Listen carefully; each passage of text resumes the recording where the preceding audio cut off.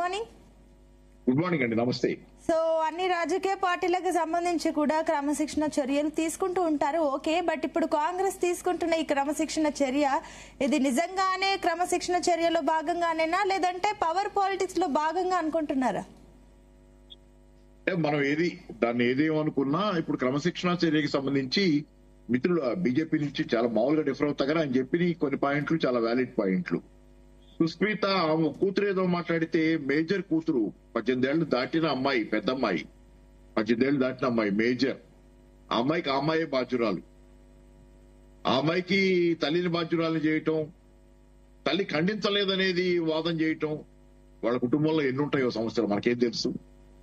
ఎవరి సమస్యలు వాళ్ళకు ఉంటాయి, ఎవరికి వాళ్ళు విడివిడి వ్యక్తులు. ఆ అమ్మాయి విడి ఆస్పిరెంట్ పరకాల సీట్ కోసం, అంతేగాని దానికోసం ఇప్పుడు ఆమె మీద క్రమశిక్షణ చర్య ఆమె మాట్లాడలేదంటే న్యాచురల్ జస్టిస్ ప్రిన్సిపల్స్ కే అగ్రెస్ట్ అది ఫస్ట్. రెండోది ఇందాక ఆయన చెప్పింది, సార్ చెప్పింది ఇంకోటి కరెక్ట్ ఏంటంటే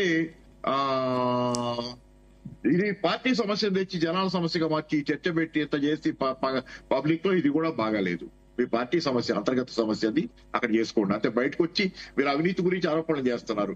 మరి ఇప్పుడు ఈ విచారణ చేశారు కదా, డిసిప్లిన్ కి సంబంధించి డిసిప్లిన్ ఉల్లంఘించారా అని విచారణ చేశారు. మరి ఆమె చేసిన ఆ సుస్మితగా చేసిన ఆరోపణల మీద కూడా విచారణ చేయండి. ఆమె ఇంతకు ముందు కూడా ఆరోపణలు చేశారు కదా, ఒకసారి మాట్లాడున్నారు కదా, వాటి మీద ఏది విచారణ? మీకు అనుకూలంగా ఉన్న వాటి మీద విచారణ చేసి పబ్లిక్ లో చర్చ పెట్టి అది బాగాలేదు, వినటానికి కూడా ఇబ్బందికరంగా ఉంది. రెండోది ఏంటంటే ఇక్కడ మీకు ఇప్పుడు ఇవి మీద యాక్షన్ తీసుకున్నారు, సరే, ఏది మన సురేఖ గారి మీద. అయితే ఇక్కడ సమస్యలు ఏంటంటే నెక్స్ట్ చెన్నారెడ్డి గారి మీద యాక్షన్ తీసుకున్నారో లేదో నేనైతే వాళ్ళ లేటెస్ట్ ఫాలో అవ్వలేదు. మీరు ఒక మాట చెబితే నాకు కూడా సంతోషమే. చెన్నారెడ్డి గారి మీద అంటే ఇప్పుడు ఇదేమైందంటే ఓపెనింగ్ ద పాండరాస్ బాక్స్ అంటారు. అంటే పాండరాస్ బాక్స్ అనేది దాని నిండా రకరకాలైనటువంటి సమస్యలు ఉంటాయి మానవాళికి. ఆ బాక్స్ ఓపెన్ చేయొద్దని చెప్పి దేవుడు వరంగా ఒకతనికి ఇస్తాడు. బాక్స్ మాత్రం ఓపెన్ చేయకు, ఉంచుకొని దగ్గర నీకు పనికి వస్తుంది, వేరే రకంగా నీకు ఆశీర్వాదం లాగా ఇస్తే దాన్ని ఓపెన్ చేస్తాడు ఉడబట్టలేక. ఓపెన్ చేస్తే దాని నుంచి ఒక్కొక్కటి మానవాళికి శాపాలన్నీ, రకరకాల సమస్యలన్నీ దాని నుంచి వస్తాయి. కాంగ్రెస్ పార్టీ పని కూడా అదే.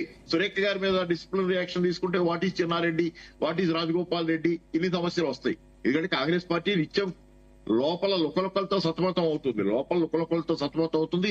ప్రజారంగంలో వైఫల్యమైంది, ప్రజలకు జవాబు చెప్పలేక ప్రజారంగంలో వైఫల్యమైంది.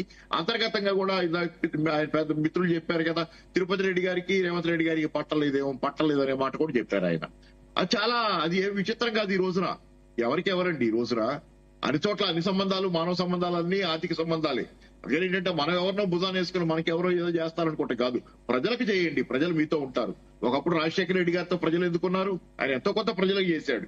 అంతకుముందు ఎన్టీఆర్ తో ప్రజలు ఎందుకున్నారు? ఆయన ప్రజలకు ఎంతో కొంత కొన్ని చేశారు. కాబట్టి ప్రజలతో ఉండండి. మీరు మీ కుటుంబ సభ్యులతోనో మీ గ్రూపులతోనో లాబీలతోనో కాదు, ప్రజలతో ఉండండి. ప్రజలు మిమ్మల్ని కాపాడుకుంటారు, ప్రజలు మిమ్మల్ని గుడ్డల్లో పెట్టి చూసుకుంటారు.